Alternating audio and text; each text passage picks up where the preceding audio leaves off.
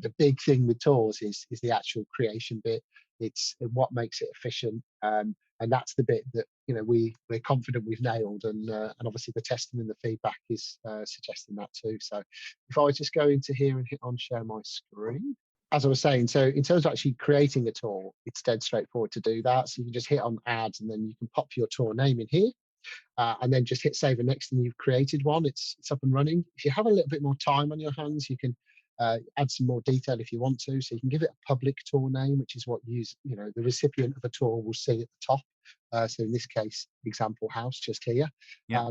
And then they can also choose the branch that they want to save it in if they want to be clever with it. And we say that because we've got quite a few users that have different brands inside their account, and they want to have, like, I don't know, this could be red lettings or yellow lettings, and then when you click on that, it also shows the contact info as well. Up in the top right corner, they can add their floor plans in as well. Upload those in.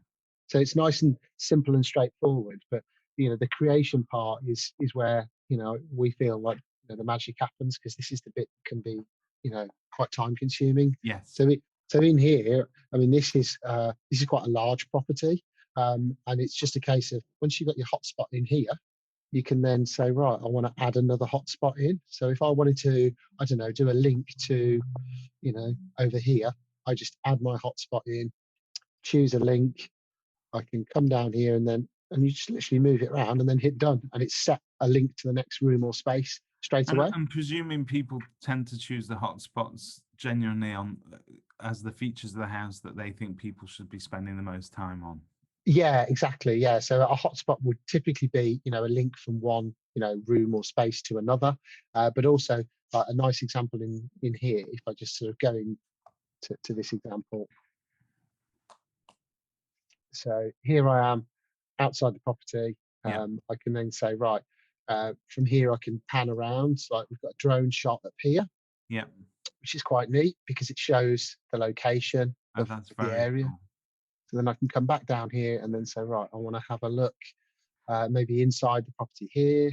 That is really neat, because previously it obviously gave you this kind of they used to display it almost like a doll's house image, and you could see the inside of a house, but getting that outside detail in terms of drone shots and different angles, it's something you always missed out on. But it's superb that you've got it all on one place here. Yeah, and it's about doing it as quickly and efficiently. So as an example, when using the Inventory Hive app, which as it stands today, we've only released the browser version, but the app version's coming in the next few weeks. So that's on iOS and Android. So you imagine you've got your phone out, you've connected to your 360 camera on the tripod, you've snapped a 360 of the kitchen, which is obviously the image you're looking at now. But then if you think, well, actually that Arga, that cooker in this case, is quite a nice feature, I'm also going to take a photo of that. You would just press take a photo inside the Inventory Hive app, and it opens up the camera on your phone. Yep. Which means you can then take a snap.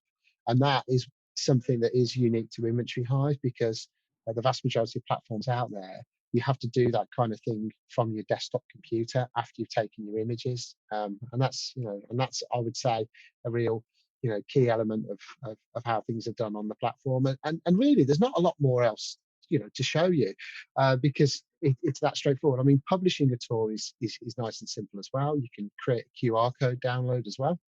Of course, that's great for putting on window ads, for instance. If you've got someone walking past your agency, they can go in there and it's just about publishing and unpublishing those tours. But it is dead straightforward. The whole point of this, of course, is that you don't want to be spending a lot of time in the property creating your tour if you don't want to. But equally, some people, if they've got a bit of time on their hands, they'll finish it off on the app while they're there. And obviously, that, as I say, that's something that is unique to what we're doing. And I suppose just while I'm in the flow, David, while I'm in the zone, I'll just really quickly, touch on the billing. In actual fact, it'd probably be better to do it from here. Nice and simple. I've got one I made earlier. So on our pricing, you can see here that this is again another reason why it makes virtual tours attainable. So if, for instance, you wanted to have 10 publishable slots at any one time, You can have 10 published tours for £15 a month, and that allows you to have 50 stored tours and then 10 published.